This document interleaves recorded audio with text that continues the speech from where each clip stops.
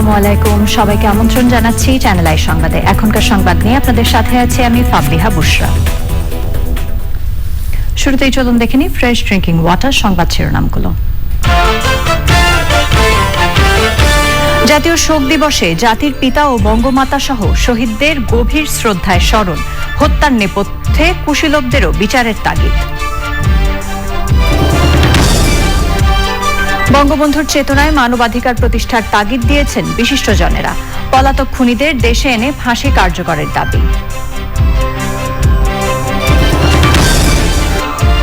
Corona ভাইরাসে দেশে 187 জনের মৃত্যুতে মোট প্রাণহানি 24,000 ছাড়ালো, আক্রান্তের হার 20.25%। এবং তেমন কোনো প্রতিরোধ ছাড়াই কাবুলে তালেবান বাহিনীর প্রবেশ, ক্ষমতার শান্তিপূর্ণ হস্তান্তরের প্রস্তুতি নিচ্ছে আফগান সরকার।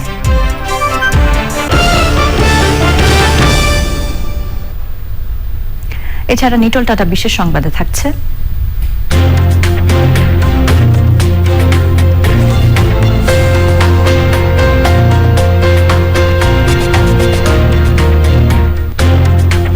বঙ্গবন্ধু হত্যাকাণ্ডের পর থেকে বরগুনার ইসহাক শরীফের কালো পোশাক ও খালি পায়ে চলার খবর।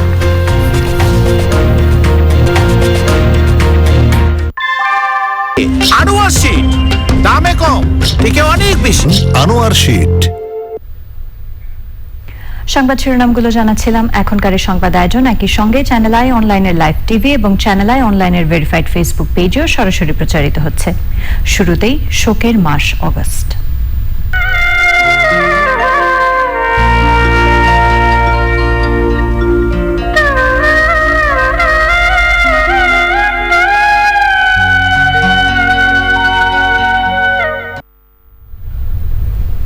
জাতীয় শোক দিবসে বিনম্র শ্রদ্ধায় জাতি, স্বাধীনতার মহান স্থপতি জাতির পিতা বঙ্গবন্ধু শেখ মুজিবুর রহমান সহ 15ই আগস্টের শহীদদের স্মরণ করেছে। সকালে বঙ্গবন্ধুর প্রতিকৃতিতে শ্রদ্ধা জানিয়েছেন প্রধানমন্ত্রী শেখ হাসিনা। পরে বনানী কবরস্থানে 15ই আগস্টের শহীদদের প্রতি শ্রদ্ধা নিবেদন করেন তিনি। প্রধানমন্ত্রীর পক্ষে টুঙ্গিপাড়ায় জাতির পিতার সমাধিসৌধে শ্রদ্ধা জানানো হয়। নীলাদ্রি শেখরের রিপোর্ট। বাংলাদেশের মানচিত্রে রক্তে লেখা একদিন 1975-এর 15ই আগস্ট, যেদিন জাতি হারিয়েছিল তার শ্রেষ্ঠ সন্তানকে। ইতিহাসের কলঙ্কিত ও নৃশংস এই হত্যাকাণ্ডে জাতির পিতা ও বঙ্গমাতা সহ 16 জনকে হত্যা করা হয়। ধানমন্ডি 32 নম্বর সড়কে জাতির পিতা বঙ্গবন্ধু শেখ মুজিবুর রহমানের প্রতিকৃতিতে শ্রদ্ধা জানান প্রধানমন্ত্রী শেখ হাসিনা। এ সময় গার্ড অফ অনার প্রদান করা হয়।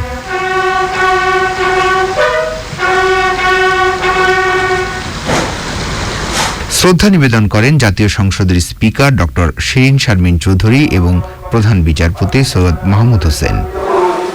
বঙ্গবন্ধুর 46তম শাহাদাত বার্ষিকীতে তার প্রতিকৃতিতে শ্রদ্ধা জানিয়েছে আওয়ামী লীগ। জাতির পিতার হত্যাকাণ্ডের তাৎক্ষণিক প্রতিরোধ গড়ে তুলতে না পারার যে ব্যর্থতা বঙ্গবন্ধুর অনুসারী নেতৃত্বের, সেটাও নতুন প্রজন্মকে জানাতে হবে, সেটাও জানতে হবে।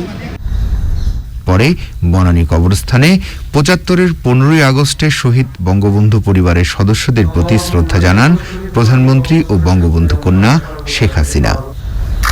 Niladri Shekhar, channel I, Dhaka. জাতীয় শোক দিবসে ধানমন্ডিতে জাতির পিতা বঙ্গবন্ধু শেখ মুজিবুর রহমানের প্রতি শ্রদ্ধা জানিয়েছে আওয়ামী লীগ এবং সহযোগী সংগঠন সহ সর্বস্তরের মানুষ। ইতিহাসের বর্বরতম হত্যাকাণ্ডের নেপথ্য ষড়যন্ত্রকারীদের মুখোশ উন্মোচনের দাবি জানান তারা। ওবায়দুল রশিদের রিপোর্ট। জাতীয় শোক দিবসে জাতির পিতা বঙ্গবন্ধু শেখ মুজিবুর রহমানের প্রতি প্রধানমন্ত্রী শেখ হাসিনার শ্রদ্ধা নিবেদন শেষে আওয়ামী লীগের সাধারণ সম্পাদক ওবায়দুল কাদেরের নেতৃত্বে বঙ্গবন্ধুর প্রতি শ্রদ্ধা জানায় আওয়ামী লীগ। 75-এর 15ই আগস্ট বঙ্গবন্ধু এবং তার পরিবারের সাথে ঘাতকরা হত্যা করেছিল জাতির পিতার ভাগ্নে শেখ ফজলুল হক মনি এবং তার স্ত্রী আরজু মনিকে। তাদের বড় সন্তান যুবলীগের চেয়ারম্যান শেখ ফজলে শামস পরশের নেতৃত্বে জাতির পিতার প্রতি শ্রদ্ধা জানায় যুবলীগ। কিছু বিপদগামী সেনা সৈনিকদের, অফিসারদের বিচার হলেও যারা মাস্টারমাইন্ড এবং ষড়যন্ত্রকারী তারা এখনো বিচারের বাইরে রয়েছে। তাদের বিচারের আওতায় এনে তাদের বিচার কার্যক্রম এবং তাদের ফাঁসি হোক, এটা আমাদের যুব সমাজের দাবি। স্বেচ্ছাসেবক লীগ, কৃষক লীগ, মহিলা আওয়ামী লীগ সহ আওয়ামী লীগের সহযোগী সংগঠনগুলো বঙ্গবন্ধুর প্রতি শ্রদ্ধা জানায়। শ্রদ্ধা নিবেদন করে ঢাকা মহানগর দক্ষিণ এবং উত্তর আওয়ামী লীগ। শ্রদ্ধা জানায় ঢাকা দক্ষিণ সিটি কর্পোরেশন সহ বিভিন্ন সরকারি বেসরকারি প্রতিষ্ঠান, বিভিন্ন সামাজিক সাংস্কৃতিক সংগঠন সহ সকল শ্রেণী পেশার মানুষ। Obaidul Rashid, channel I, Dhaka. ৭৫-এর ১৫ই অগস্টের হত্যাকাণ্ডের নেপথ্যের ষড়যন্ত্রকারীদেরও বিচারের আওতায় আনার দাবি জানিয়েছেন রাজনীতিবিদরা। জাতীয় শোক দিবসে শহীদদের প্রতি শ্রদ্ধা জানিয়ে আওয়ামী লীগ নেতারা বলছেন, দলের সে সময়ের নেতাদের ভূমিকা উদ্ঘাটন করা প্রয়োজন। লুৎফর রহমান সোহাগের রিপোর্ট। জাতীয় শোক দিবসের ভোরে ১৫ই আগস্টের শহীদদের কবরে সর্বস্তরের মানুষের শ্রদ্ধা। শীর্ষ নেতাদের নিয়ে শ্রদ্ধা নিবেদন করেন আওয়ামী লীগের সাধারণ সম্পাদক। আওয়ামী লীগের নেতারা মনে করেন, বঙ্গবন্ধুকে অস্বীকারীদের দেশে রাজনীতি করার সুযোগ বন্ধ করা উচিত। যুদ্ধ অপরাধী গোষ্ঠীর, যারা স্বাধীনতা বিরোধী গোষ্ঠীর, তাদের রাজনীতি যেমন বন্ধ হওয়া প্রয়োজন, যারা বঙ্গবন্ধুকে অস্বীকার করা মানে আমাদের স্বাধীনতা সংগ্রামকে অস্বীকার করা, স্বাধীনতা যুদ্ধকে অস্বীকার করা, আমাদের স্বাধীনতাকে অস্বীকার করা। সুতরাং যারা এই কাজটি করে তাদের রাজনীতিও বাংলাদেশে বন্ধ হওয়া প্রয়োজন। আওয়ামী লীগের সহযোগী সংগঠনগুলো ছাড়াও শহীদদের প্রতি শ্রদ্ধা জানিয়েছে ঢাকা উত্তর সিটি কর্পোরেশন সহ বিভিন্ন সরকারি বেসরকারি প্রতিষ্ঠান এবং সামাজিক সাংস্কৃতিক সংগঠন। লুৎফর রহমান সোহাগ, চ্যানেল আই, ঢাকা। ১৯৭৫-এর ১৫ই অগস্টকে স্বাধীন বাংলাদেশের সবচেয়ে বড় মানবাধিকার লঙ্ঘনের ঘটনা বলেছেন বিশিষ্টজনেরা। জাতীয় মানবাধিকার কমিশনের জাতীয় শোক দিবসের আলোচনায় তারা বলেন, বঙ্গবন্ধুর স্বাধীনতা সংগ্রাম ছিল বাঙালির মানবাধিকার প্রতিষ্ঠার সংগ্রাম। শমিক আহমেদের রিপোর্ট। স্বাধীন বাংলাদেশে পা রেখেই যুদ্ধ বিধ্বস্ত দেশ পুনর্গঠনে কাজ শুরু করেন জাতির পিতা বঙ্গবন্ধু শেখ মুজিবুর রহমান। দেশের অগ্রযাত্রা রুখে দিতে ৭৫-এর ১৫ই আগস্টের কাল রাতে জাতির পিতাকেই সপরিবারে হত্যা করে স্বাধীনতা বিরোধী চক্র। জাতীয় শোক দিবসে জাতীয় মানবাধিকার কমিশনের আলোচনায় বঙ্গবন্ধুর ৭ই মার্চের ভাষণে স্বাধীনতা সংগ্রামে উদ্বুদ্ধ হওয়ার স্মৃতি তুলে ধরেন বীর মুক্তিযোদ্ধারা। আমি ৭১-এর ৭ই মার্চ বঙ্গবন্ধু যে ভাষণটি দেয় সেখানে উপস্থিত ছিলাম। আমার বাবা আমাদের দুই ভাইকে নিয়ে গিয়েছিল। সামনের থেকে বঙ্গবন্ধু সেই ভাষণটি শোনার এবং ওনাকে দেখার সুযোগ হয়েছিল, এবং তা কিন্তু এখনো যখন ভাবি ওই দিনটার কথা, তখন কিন্তু এখনো আমাকে সেটা উদ্বেলিত করে। বঙ্গবন্ধুর সেই উদাত্ত আহ্বান, সেই আহ্বানের কারণেই কিন্তু আমার ভিতরে ওই বয়সেই মুক্তিযুদ্ধে যাওয়ার ব্যাপারে অনুপ্রেরণা দিয়েছিল। ওনার যেটা প্রেসিডেন্সিয়াল হাউস ছিল এই আপনার রমনা পার্কের উল্টো দিক, সেখানে কিন্তু উনি আসতেন সপ্তাহে একদিন এবং গরিব মানুষদের সাথে কিন্তু কথা বলতেন, তাদের সমস্যা শুনতেন। আমরা কিছু খাবার নিয়ে গিয়েছিলাম, আমি ওনার হাতে তুলে দিচ্ছিলাম, উনি ওই পিঠাগুলো ওই গরিব মানুষদের তাদের কথা শুনছিলেন এবং ওনাদের দিচ্ছিলেন। সময় বের করে এই যে সাধারণ মানুষের কথা শোনার ব্যাপারটি, এটা কিন্তু আজকাল আমরা দেখি না, কোনো নেতার ভিতরেই দেখি না। কিন্তু এটা বক্তারা বলেন, বাঙালি জাতির জন্য বঙ্গবন্ধুর সংগ্রাম ও আত্মত্যাগ নতুন প্রজন্মকে দেশপ্রেমে উদ্বুদ্ধ করবে। উন্নয়নের জন্য, মানুষের অধিকারের জন্য তিনি কাজ করেছেন। মুক্তিদ মজুমদার বাবু ভাই যেটা বলেছেন মানবাধিকারের বিষয়টি, এই যে আমাদের স্বাধীনতা সংগ্রামের বিষয়টি ছিল বাস্তবিক পক্ষে মানবাধিকারের একটি সংগ্রাম, এবং তার জীবনে অনেক ত্যাগের বিনিময়ে তিনি অবশেষে সেটা প্রতিষ্ঠা করেছেন। তো এই যে দুর্নীতিবাজের বিশাল ব্যাখ্যা যেটা উনি চেষ্টা করেছিলেন, সেই আদর্শে কিন্তু দাঁড় করানোর জন্য চেষ্টা না করলে কিন্তু কাজ হবে না। তো সেজন্য আমাদের যে ৭১-এ যেভাবে আমরা হাতে হাত মিলিয়ে কাজ করেছিলাম, তাদের বিরুদ্ধে সবাইকে মিলে দাঁড়াতে হবে। বঙ্গবন্ধু সেই সময় যে অধিকারগুলো দিয়ে গেছেন, আমরা যারা একটু সচেতন সজাগ, আমরা যদি দেখি মানবাধিকারের আর্টিকেল গুলো এবং আমাদের সংবিধানের মৌলিক অধিকারগুলো একেবারে মনে হয় একই সূত্রের কাজ। মানবাধিকারের যে যিনি আমাদের দিয়ে গেছেন আমাদের এত বড় সংবিধান, তার প্রতি আসলে হচ্ছে মানবাধিকারের চরম লঙ্ঘন। বঙ্গবন্ধুর আদর্শকে বাস্তবায়ন করতে হলে আমাদের সকলেরই ভেতরে যেন মানবতা জাগে। আমরা চেয়েছি তৃণমূল থেকে কেন্দ্র পর্যন্ত সবার মধ্যে মানবাধিকারের চর্চা করতে। বঙ্গবন্ধুর পলাতক খুনিদের দেশে এনে ফাঁসি কার্যকর করার দাবি জানান আলোচকরা। আমাদের সংবিধানে সৌমিক আহমেদ, চ্যানেল আই, ঢাকা। যুক্তরাষ্ট্রের নিউ ইয়র্ক সিটিতে পর্যটকদের প্রধান আকর্ষণ কেন্দ্র টাইম স্কোয়ারে জাতির পিতা বঙ্গবন্ধু শেখ মুজিবুর রহমানের অডিও ভিজুয়াল ক্লিপ প্রদর্শিত হচ্ছে। বিখ্যাত বল ড্রপ বিলবোর্ডে ঐতিহাসিক ৭ই মার্চের ভাষণ সহ মহান নেতার জীবনের বিভিন্ন দৃশ্য দেখছেন নানা দেশের মানুষ। ইফতেখার উদ্দিনের রিপোর্ট। জাতীয় শোক দিবসে নিউ ইয়র্কের টাইমস স্কোয়ারে বিশ্বখ্যাত বিশাল বল ড্রপ বিলবোর্ডে ২৪ ঘন্টায় প্রতি ২ মিনিট পরপর ৭২০ বার বঙ্গবন্ধুর অডিও ভিজুয়াল ক্লিপ দেখানো হবে। আয়োজনের মধ্যে ১৫ আগস্টের উপর একটি অনুষ্ঠানও রয়েছে।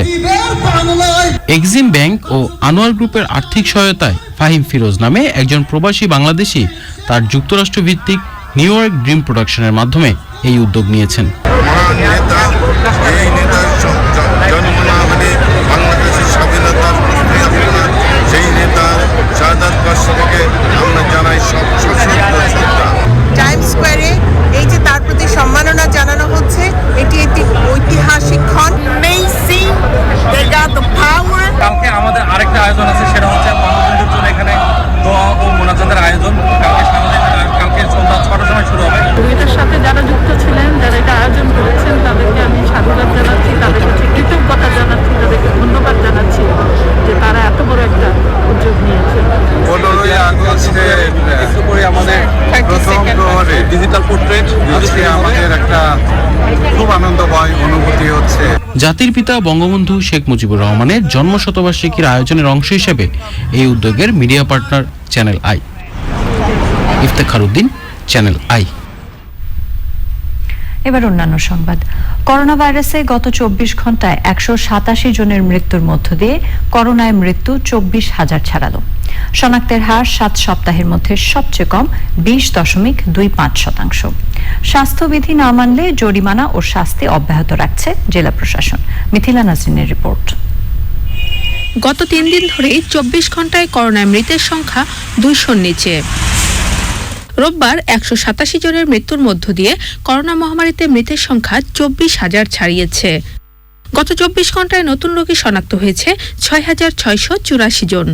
এ নিয়ে দেশে করোনায় আক্রান্তের সংখ্যা ১৪,১৮,৯০২ জনে দাঁড়ালো। এ সময় শনাক্তের হার ২০.২৫, যা ২৪ জুনের পর সর্বনিম্ন। সুস্থ হয়েছেন ১১,৩৭১ জন। মোট সুস্থ ১২,৯২,৬৯৮। বিভাগীয় শহরগুলোর মধ্যে সবচেয়ে বেশি ঢাকায় ৭১ জনের মৃত্যু হয়েছে। এরপরই চট্টগ্রামে ৩৯, খুলনায় ২১, সিলেট ও রংপুরে ১৩, রাজশাহীতে ১২, ময়মনসিংহে ১০ ও বরিশালে ৮ জনের মৃত্যু হয়েছে। বিভাগীয় শহরগুলোতে জনগণকে স্বাস্থ্যবিধি মানার ব্যাপারে সচেতন করতে শক্ত অবস্থানে রয়েছে প্রশাসন। Mithila Naznin, channel I, Dhaka. কোন রকম বাধা ছাড়াই আফগানিস্তানের রাজধানী কাবুলে প্রবেশ করেছে তালেবান বাহিনী। কার্যত আফগানিস্তানের পূর্ণ নিয়ন্ত্রণ এখন তালেবানদের হাতে। ক্ষমতার শান্তিপূর্ণ হস্তান্তরের প্রস্তুতি চলছে। কাবুলে নিজ যোদ্ধাদের সহিংসতা পরিহারের আহ্বান জানিয়েছেন তালেবান নেতারা। নাফিস ইফতেখারের রিপোর্ট। The Taliban regime is coming to an end. ২০ বছর আগে 9/11 পরবর্তী সময়ে তালেবান ও আল কায়েদাকে ধ্বংসের ঘোষণা দিয়েছিলেন তখনকার মার্কিন প্রেসিডেন্ট জর্জ ডব্লিউ বুশ। 2 দশক পর রোববার আবারও কাবুলে তালেবান বাহিনীর প্রবেশ। সবশেষ প্রধান শহর জালালাবাদের পতনের পর কাবুল হাতছাড়া হওয়া ছিল সময়ের ব্যাপার। স্থানীয় সময় রোববার দুপুরে কাবুলের সব দিক দিয়ে প্রবেশ করে তালেবান বাহিনী। আন্তর্জাতিক গণমাধ্যমগুলো জানায় কোনো বাধার মুখে পড়েনি তালেবান যোদ্ধারা। কাতারে অবস্থান করা তালেবান নেতারা তাদের বাহিনীকে কাবুলে সহিংসতা পরিহারের আহ্বান জানিয়েছেন। জোর করে কাবুল দখল হবে না বলে আশ্বাস দিয়েছে তালেবান বাহিনী। বাসিন্দা ও বিদেশিরা যদি কাবুল ছেড়ে যেতে চান তাতেও বাধা দেওয়া হবে না। ক্ষমতার শান্তিপূর্ণ হস্তান্তর নিয়ে আলোচনার কথা নিশ্চিত করেছে আফগান স্বরাষ্ট্র মন্ত্রণালয় ও তালেবান মুখপাত্র। কাবুল ছাড়াও বাগরাম এয়ারফিল্ড নিজেদের দখলে নিয়েছে তালেবান বাহিনী, যা কয়েক মাস আগেও ছিল মার্কিন বাহিনীর নিয়ন্ত্রণে। কাবুল ও বাগরামে বন্দীদের মুক্তি দিয়ে নিরাপদ স্থানে নিয়ে গেছে তালেবানরা। তালেবানরা শহরে পৌঁছার আগে থেকেই তড়িঘড়ি করে কাবুল ছাড়ছিলেন বাসিন্দারা। সৃষ্টি হয় দীর্ঘ যানজট। সেনা সহায়তায় সামরিক উড়োজাহাজ ও হেলিকপ্টারে কাবুল ছাড়ছেন মার্কিন ও ব্রিটিশ নাগরিকরাও। Nafis Iftekhar, channel I. সংবাদের এই পর্যায়ে সময় হয়ে গেল অশোক লেল্যান্ড ইফাদ অটোস বিরতির পর জানিয়ে ফিরব। ভারতের ৭৫তম স্বাধীনতা দিবসে লালকেল্লায় জাতীয় পতাকা উত্তোলন। আগের চেয়ে দেশ দ্রুত উন্নতি করছে বললেন প্রধানমন্ত্রী নরেন্দ্র মোদী। চ্যানেল আই সংবাদে জাতির পিতা বঙ্গবন্ধু শেখ মুজিবুর রহমানের বিদেশে পালিয়ে থাকা হত্যাকারীদের দেশে ফেরত পাঠাতে প্রবাসীদের সহযোগিতা চেয়েছেন পররাষ্ট্রমন্ত্রী। জাতীয় শোক দিবসে মন্ত্রণালয়ের কর্মসূচিতে অংশ নেন তিনি। রাজধানীতে নানা আয়োজনে জাতির পিতা সহ 15ই অগস্টের শহীদদের শ্রদ্ধা জানিয়েছে বিভিন্ন সংগঠন। রোকসানা আমিনের রিপোর্ট। পররাষ্ট্র মন্ত্রণালয়ের আয়োজনে শোক পালন ও শ্রদ্ধা নিবেদন কর্মসূচিতে যোগ দিয়ে বঙ্গবন্ধুর পালিয়ে থাকা হত্যাকারীদের নিয়ে কথা বলেন পররাষ্ট্রমন্ত্রী। আমাদের প্রত্যাশা ছিল, আশা ছিল যে মুজিব বর্ষে আমরা এদের অ্যাটলিস্ট একজনকে এনে বিচারের সম্মুখীন করব। আমরা একজনকে করেছি, আর বাকি 5 জন এখনো বাইরে আছে। যারা পালায় আছে তাদের যদি কোনো খোঁজ খবর আপনারা পান আমাদের সাথে শেয়ার করেন। আপনাদের তথ্য সঠিক হলে অবশ্যই আমরা আপনাদের পুরস্কৃত করব। ধানমন্ডি 32 নম্বরে জাতির পিতার প্রতিকৃতিতে শ্রদ্ধা জানিয়েছে পরিবেশ, বন ও জলবায়ু পরিবর্তন মন্ত্রণালয়। জলবায়ু পরিবর্তনকে মোকাবেলা করার জন্য এবং গাছ লাগিয়ে সবুজ করার জন্য বঙ্গবন্ধুর যে লক্ষ্য ছিল সেই লক্ষ্য বাস্তবায়নের জন্য আমরা কাজ করে যাচ্ছি। আলোচনা ও দোয়া মাহফিল করেছে বাংলাদেশ সিভিল সার্ভিস প্রশাসন একাডেমি। প্রধান অতিথি ছিলেন জনপ্রশাসন প্রতিমন্ত্রী। আন্দোলন সংগ্রামের মধ্য দিয়ে অনেক বাধা, নির্যাতন, জুলুমের শিকার হয়েও তিনি এই জাতিকে ঐক্যবদ্ধ করেছেন এবং এই জাতির সর্বশ্রেষ্ঠ অর্জন স্বাধীনতা তিনি জাতিকে উপহার দিয়েছেন। জাতীয় শোক দিবসে ডিএসসিসি কোভিড হাসপাতালে করোনা রোগীদের মাঝে ফল বিতরণ করেছেন ডিসিসি উত্তরের মেয়র। সবাই মিলে যদি আমরা প্রত্যেকটি হাসপাতালে যেভাবে পারি না কেন যে বিত্তবানরা এগিয়ে আসে, রোগীরা কিন্তু বেঁচে যাবে। দুস্থদের মাঝে খাবার বিতরণ করে মহানগর আওয়ামী লীগ দক্ষিণ। মিলাদ মাহফিল ও রেশনিং পদ্ধতিতে গরিবদের খাবার দেয় বাংলাদেশ আওয়ামী যুবলীগ। জাতীয় শোক দিবসে বঙ্গবন্ধু সামরিক জাদুঘরে শ্রদ্ধা জানিয়েছেন প্রতিরক্ষা মন্ত্রণালয়ের সিনিয়র সচিব ডক্টর আবু হেনা মোস্তফা কামাল। ধানমন্ডি 32-এ জাতির পিতার প্রতিকৃতিতে শ্রদ্ধা জানিয়েছে বিভিন্ন রাজনৈতিক, সামাজিক ও সাংস্কৃতিক সংগঠন। জাতীয় শোক দিবসে দুস্থদের মাঝে খাবার বিতরণ, দোয়া মাহফিল করেছে আবাসন শিল্প ব্যবসায়ীদের সংগঠন রিহ্যাব। রাজধানীতে তেজগাঁও কলেজে জাতীয় শোক দিবসের আলোচনায় অংশ নেন স্বরাষ্ট্রমন্ত্রী আসাদুজ্জামান খান। আলোচনা সভা ও বঙ্গবন্ধুর উপর নির্মিত তথ্যচিত্র প্রদর্শনীর আয়োজন করে চলচ্চিত্র প্রকাশনা অধিদপ্তর। প্রধান অতিথি ছিলেন তথ্যমন্ত্রী ডাক্তার হাসান মাহমুদ। পরিকল্পনা মন্ত্রণালয়ের উদ্যোগে আলোচনা সভায় উপস্থিত ছিলেন পরিকল্পনা মন্ত্রী এম এ মান্নান ও প্রতিমন্ত্রী ডক্টর শামসুল আলম। মিরপুর পল্লবীতে দোয়া মাহফিল ও দুস্থদের মাঝে খাবার ও মাস্ক বিতরণ করা হয়। দুস্থদের মাঝে খাবার বিতরণ করেছে ঢাকা দক্ষিণ আওয়ামী লীগ। মতিঝিল টিএনটি কলোনির উদ্যোগে মিলাদ ও দোয়া মাহফিলের আয়োজন করা হয়। দুস্থ রোগীদের মাঝে বিনামূল্যে চিকিৎসা সেবা প্রদান করে বাংলাদেশ ডার্মাটোলজিক্যাল সোসাইটি। দোয়া মাহফিল ও দুস্থদের মাঝে খাবার বিতরণ করে আশালয় প্লট ওনার্স সোসাইটি। বঙ্গবন্ধুর প্রতিকৃতিতে পুষ্পস্তবক অর্পণ ও দুস্থদের মাঝে খাবার বিতরণ করে বিজিবি। কুতুবখালী ও তেজগাঁওয়ে দুস্থদের মাঝে খাদ্য সামগ্রী বিতরণ করা হয়। বঙ্গবন্ধু কৃষিবিদ পরিষদ ও কৃষি ইনস্টিটিউটের যৌথ উদ্যোগে শোক সভা ও দরিদ্র মানুষের মাঝে খাদ্য সামগ্রী বিতরণ করা হয়। 15 অগস্ট উপলক্ষে বিভিন্ন কর্মসূচি পালন করেছে বাংলাদেশ সিভিল এভিয়েশন অথরিটি। এছাড়া বিভিন্ন ধর্মীয় উপাসনালয়ে দোয়া মাহফিল ও প্রার্থনার মধ্য দিয়ে জাতীয় শোক দিবস পালন করা হয়। রোকসানা আমিন, চ্যানেল আই, ঢাকা। জিপিএইচ ইস্পাত বাংলাদেশের অগ্রযাত্রা সংবাদ।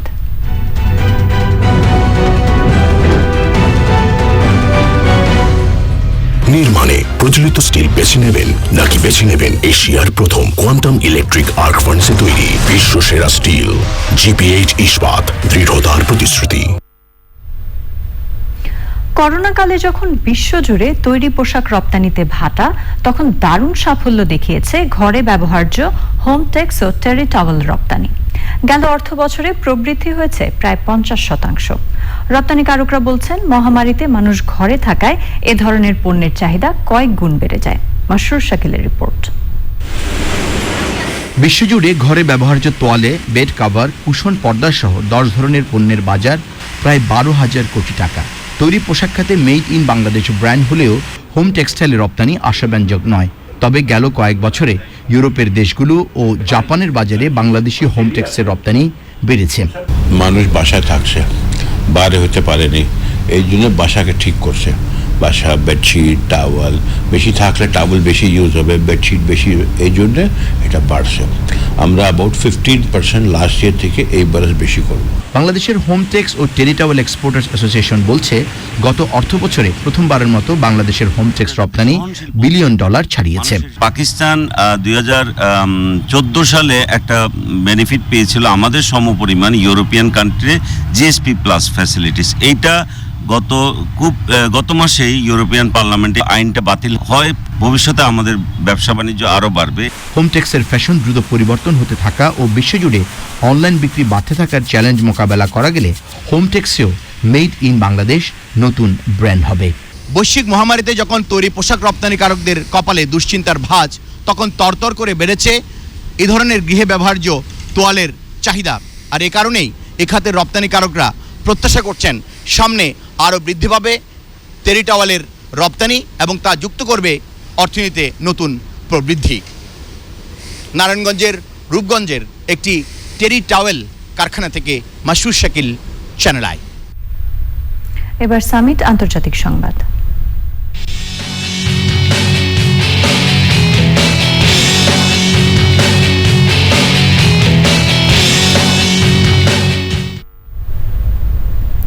ভারতের 75তম স্বাধীনতা দিবস উপলক্ষে আজ লালকেল্লায় জাতীয় পতাকা উত্তোলন করেছেন দেশটির প্রধানমন্ত্রী নরেন্দ্র মোদী। লালকেল্লার প্রাচীরে এই নিয়ে 8ম ভারতের জাতীয় পতাকা উত্তোলন করলেন মোদী। পরে জাতির উদ্দেশ্যে দেওয়া ভাষণে তিনি বলেন, ভারত আগের চেয়ে অনেক দ্রুত উন্নতি করছে, এখন নিজেদের পিঠ চাপড়ানোর সময় বলেও উল্লেখ করেন তিনি। পরে ভারতীয় এয়ারফোর্সের 2টি হেলিকপ্টার থেকে লালকেল্লায় পুষ্প বৃষ্টি করা হয়। বিশেষ চমক হিসেবে স্বাধীনতা দিবসের অনুষ্ঠানে উপস্থিত ছিলেন টোকিও অলিম্পিকে অংশ নেওয়া ভারতীয় অ্যাথলেটরা।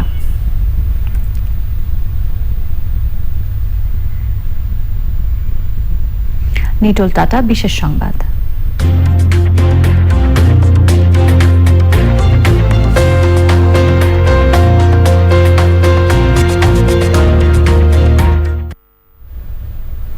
বঙ্গবন্ধুর শোকে 46 বছর ধরে রঙিন পোশাক ও জুতা স্যান্ডেল বর্জন করে আসছেন বরগুনার তালতলির অজপাড়া গায়ের ইসাক শরীফ। 75-এর 15 আগস্ট থেকে কালো পোশাকে ও খালি পায়ে চলছেন তিনি। বরগুনা প্রতিনিধি হাসান ঝন্টুর প্রতিবেদন, জানাচ্ছেন রাজীব আহমেদ। রাখাইন অধ্যুষিত বরগুনার তালতলি উপজেলার উত্তর চরপাড়া গ্রামে ইসাক শরীফের বাড়ি। বয়স 90-এর কাছাকাছি। পেশায় দিনমজুর হলেও 60 ও 70 দশকে বঙ্গবন্ধুর কর্মসূচি থাকলেই এক নজর দেখার জন্য ছুটে বেরিয়েছেন তিনি। 1975 সালের 15 আগস্ট বঙ্গবন্ধুর সপরিবারে হত্যার খবর শুনে শোকের মাতম করতে করতে বরগুনা থেকে ধানমন্ডি 32 নম্বর পর্যন্ত গিয়েছিলেন। পরে মিলিটারি আতঙ্কে বরগুনায় ফিরে আসেন। সেই দিন থেকেই ইসাক শরীফ পাল্টে ফেলেন তার জীবনধারা। বেতাল দেখতে পালাইয়া এদিকে আমার কাজকর্ম আমি করছি, আর এই কালা পোশাক আমি পিনতে আইছি। এখনো বঙ্গবন্ধুর কথা উঠলেই শোকে ভেঙে পড়েন তিনি। শেখ হাসিনা বঙ্গবন্ধুর কন্যা, যদি আমি দেখা করতে চাই, শেষ বয়সে যদি দেখা করি যাইতে পারি আর একটু দোয়া নিতে পারি, তাহলে আমার একটু সৌভাগ্য। তাই মুজিব পাগল ইসাকের এই শেষ চাওয়ার কথা জানান এলাকার সব মানুষ। শেষ বয়সে তার প্রধানমন্ত্রীকে যেন একবার দেখে, তার একটাই আশা শুধু। আমি আসার পর হইতে এখন পর্যন্ত হে কালা পোশাকই পরে বলছে যে বঙ্গবন্ধু মারার পর আমি এই যে কালা কাপড় কিনছি, আমি আর এই কালা কাপড় ছাড়বো না। তারপর বলছে যে তারপরে আপনি কোনো চাওয়া পাওয়া আছে প্রধানমন্ত্রীর কাছে? উনি বলছে না আমার কোনো চাওয়া পাওয়া নাই, আমার একটু ইচ্ছে তাকে দেখার। কালা কাপড় পরতে পরতে শেষ বয়সে আর ইচ্ছে হইলে প্রধানমন্ত্রীর সাথে একটু দেখা করার। Rajib Ahmed, channel I. এবার কৃষি সংবাদ।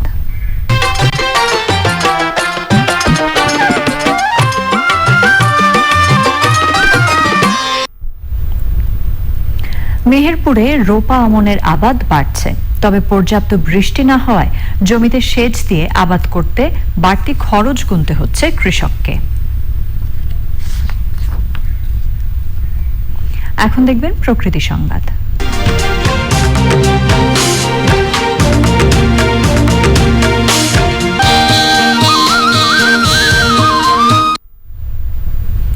মুজিব বর্ষে প্রধানমন্ত্রীর দেয়া উপহারের ঘরে খুলনা উপকূলের প্রতিকূল পরিবেশে লড়াই করে বেঁচে থাকা ভূমিহীনদের জীবন বদলেছে। জলবায়ু পরিবর্তনে অভিযোজন সক্ষমতা অর্জনের মাধ্যমে টেকসই উন্নয়ন লক্ষ্য অর্জনের কথা জানিয়েছেন প্রকল্প সংশ্লিষ্টরা। খুলনা থেকে আরো জানাচ্ছেন ড্যানিয়েল সুজিত বোস। স্ত্রীর সন্তানাদি নিয়ে 2 দশক ধরে নৌকায় ভেসে জীবন কাটিয়েছেন সুন্দরবনের মোয়াল আনন্দ সরকার। ঝড়, জলোচ্ছ্বাস আর অভাবের সঙ্গে জীবন নিয়ে জুয়া খেলেছেন প্রতিনিয়ত। একটি বাড়ির স্বপ্ন তার কাছে ছিল বিলাসিতা মাত্র। তবে প্রধানমন্ত্রী উপহারের এই ঘর এখন আনন্দ মোয়ালের স্থায়ী নিবাস। সুন্দরবনে তো 20 বছর আমি সে কাটাইছি। ঝড় বৃষ্টি হলে ওই পলিথিন মুড়ি দিয়ে থাকতাম ওই নৌকায়। প্রধানমন্ত্রী আমাদের যে জায়গা দিয়েছে সেই জায়গায় আমরা থাকি। ধন্যবাদ জানাই প্রধানমন্ত্রী যে আমাদের মা আমাদের উপকার করেছে। খুলনা বিভাগ জুড়ে উপকূলের প্রায় 10,000 পরিবারের মাথা গোঁজার ঠাঁই হয়েছে মুজিব বর্ষের আশ্রয়ণ প্রকল্পে। একটা ছেলে ওই বিদেশ মাসি খাতে চাইছি, ও নদীতে জাল ঠেলি মানুষ করেছি।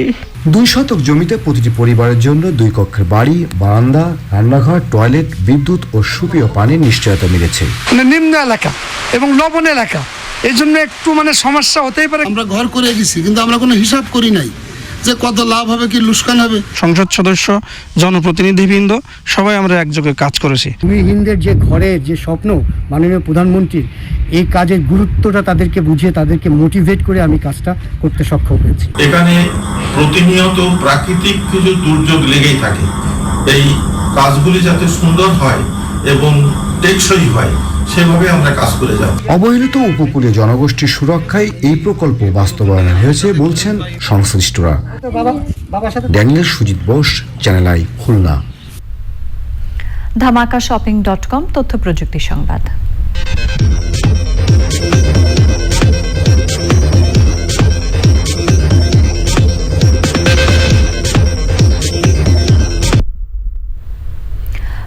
সালের অগস্ট থেকে চলতি বছরের জুলাই পর্যন্ত বিশ্বে র্যানসামওয়্যার হামলা বেড়েছে 64%। Cloud enable security solutions provider Barracuda তাদের সর্বশেষ প্রতিবেদনে 121টি র্যানসামওয়্যার হামলার কথা জানিয়েছে। বারাকুডা জানিয়েছে বেশিরভাগ হামলার পেছনেই কিছু গ্রুপ জড়িত। প্রতি র্যানসামওয়্যার হামলার গড়ে $1 কোটি মুক্তিপণ চাওয়া হচ্ছে। মাত্র 18% র্যানসামওয়্যার হামলার ভুক্তভোগী $1 কোটি কম মুক্তিপণ দিয়ে রেহাই পেয়েছে। পপুলার লাইফ ইন্স্যুরেন্স বাণিজ্য সংবাদ।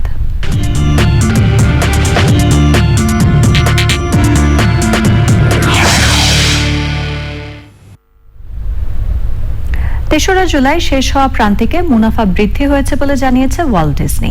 বিধিনিষেধ শিথিলে বিনোদন কেন্দ্রগুলো খুলে দেয়া ও রাজস্ব আয় বৃদ্ধিতে এ প্রবৃদ্ধি অর্জন হয়েছে বলে জানিয়েছে সংস্থাটি। বিনোদন কেন্দ্র ও পণ্য বিভাগের আয় বেড়ে $430 কোটি দাঁড়িয়েছে। এবছরের শুরুতে থিম পার্কগুলো আংশিক অথবা পুরোপুরি চালু হলে সংস্থাটি ঘুরে দাঁড়াতে শুরু করে। গত গ্রীষ্ম থেকে ফ্লোরিডার ডিজনি ওয়ার্ল্ড চালু করা হয়েছে। চলতি বছরের এপ্রিলের শেষের দিকে চালু হয়েছে ক্যালিফোর্নিয়ার ডিজনিল্যান্ড পার্ক। আবারও সময় হয়ে গেল অশোক লেল্যান্ড ইফাদ অটোস বিরতির পর খেলার খবরে জানিয়ে ফিরব। হেড কোচ রাসেল সভানেত্রী, সহ সভানেত্রী, সেনা পরিবার কল্যাণ সমিতির ঢাকা অঞ্চলের সভানেত্রী, চিলড্রেন ক্লাব ঢাকা অঞ্চলের সভানেত্রী এবং অন্যরা।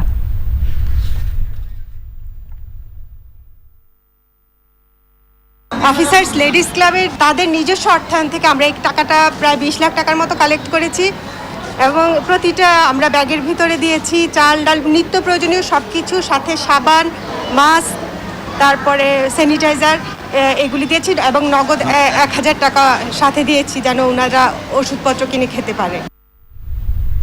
এবার ই ভ্যালি খেলার খবর।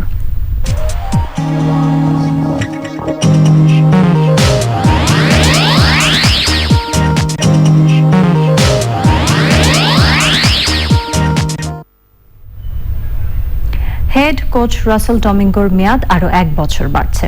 ক্রিকেট বোর্ড সভাপতি নাজমুল হাসান এমপি জানিয়েছেন তার কাজে বোর্ড সন্তুষ্ট।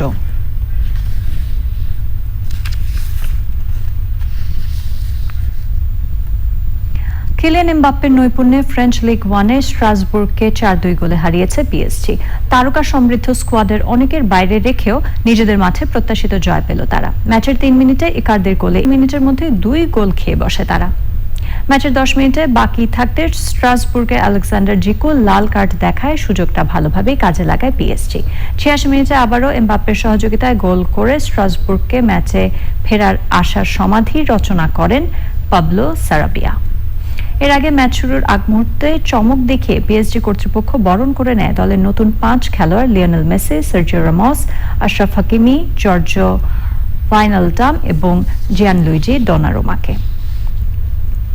আয়োজনের শেষ পর্যায়ে আমরা তবে যাবার আগে ফ্রেশ ড্রিঙ্কিং ওয়াটার সংবাদ শিরোনামগুলো জানিয়ে দিচ্ছি আরো একবার। জাতীয় শোক দিবসে জাতির পিতা ও বঙ্গমাতা সহ শহীদদের গভীর শ্রদ্ধায় স্মরণ। হত্যার নেপথ্য কুশীলবদেরও বিচারের তাগিদ। বঙ্গবন্ধুর চেতনায় মানবাধিকার প্রতিষ্ঠার তাগিদ দিয়েছেন বিশিষ্ট জনেরা। পলাতক খুনিদের দেশে এনে ফাঁসি কার্যকরের দাবি।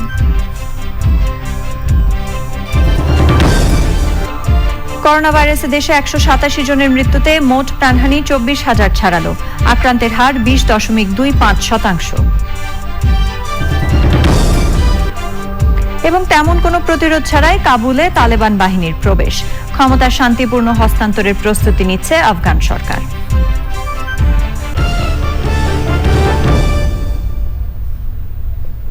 চ্যানেলের সর্বশেষ